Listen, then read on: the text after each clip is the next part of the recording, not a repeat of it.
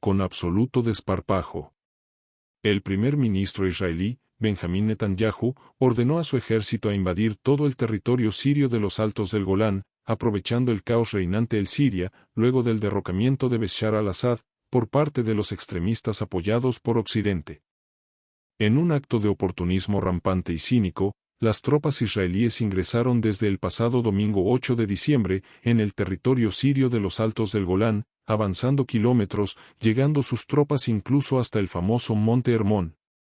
La pregunta que el mundo se hace ante esta acción de Israel es, ¿será una acción preventiva para protegerse del caos reinante en el vecino árabe? ¿O acaso será un movimiento de expansión de su territorio? Entérate de más y quédate con nosotros en Péndulo Geopolítico.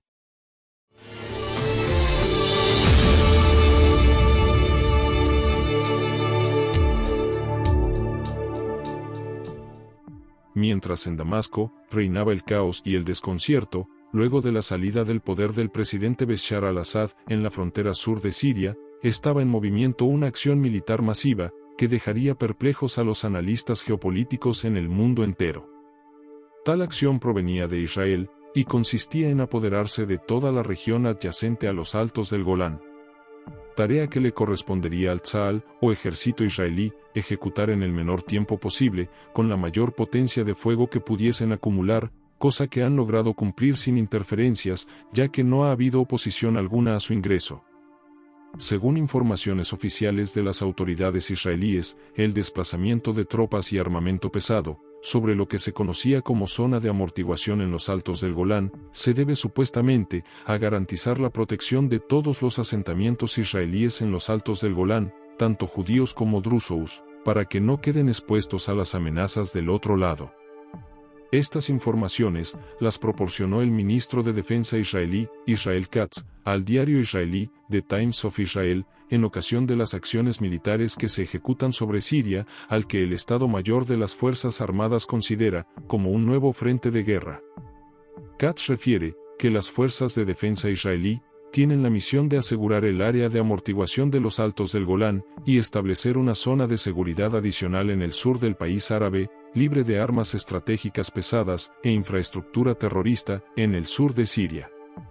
Al mismo tiempo que el ejército israelí se adentra en territorio sirio, su fuerza aérea inició una campaña de bombardeo sobre blancos específicos que pertenecían a las Fuerzas Armadas sirias, más precisamente, almacenes de armas, bases aéreas y centros de comando e investigación científica.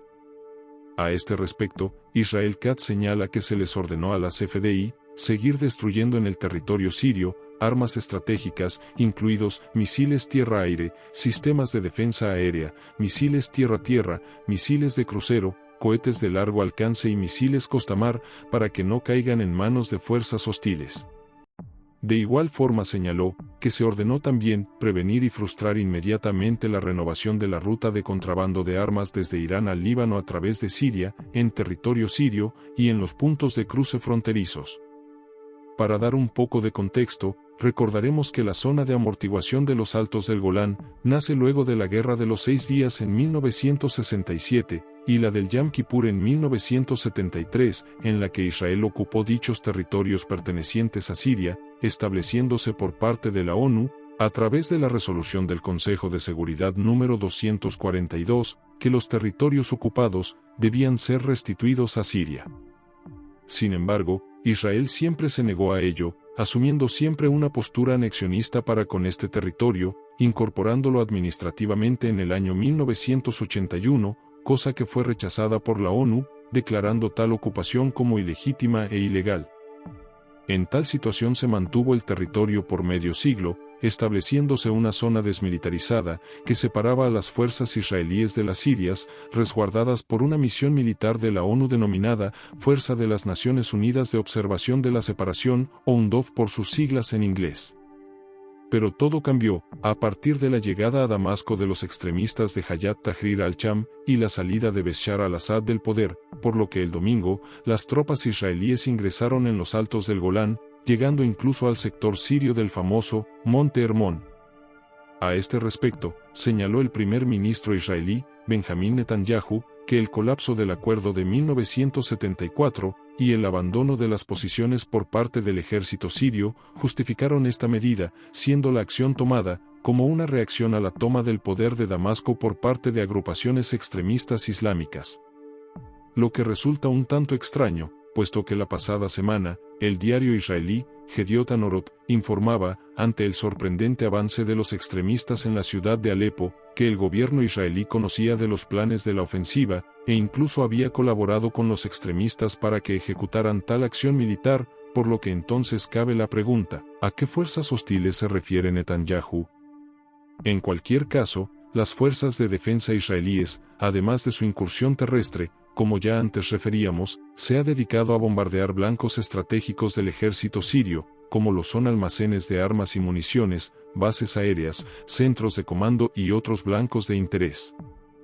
Siendo que la Fuerza Aérea Israelí ahora puede atacar con total impunidad cualquier parte del territorio sirio, sin el temor a ser alcanzados por las baterías antiaéreas sirias, las cuales han sido abandonadas, o en el mejor de los casos, destruidas por sus propias tripulaciones, para que las mismas no caigan en manos de los extremistas. En todo caso, resulta llamativo el colapso del ejército sirio, del cual hasta ahora se desconocen las causas por las que se negó a combatir a los grupos extremistas, retirándose de todos los frentes, incluidos los altos del Golán, donde las tropas israelíes pudieron ingresar a las bases militares sirias, totalmente abandonadas. Según informaciones extraoficiales, algunas unidades del ejército sirio lograron replegarse hacia la región de Latakia y Tartus, donde se encuentra ubicada la base naval rusa.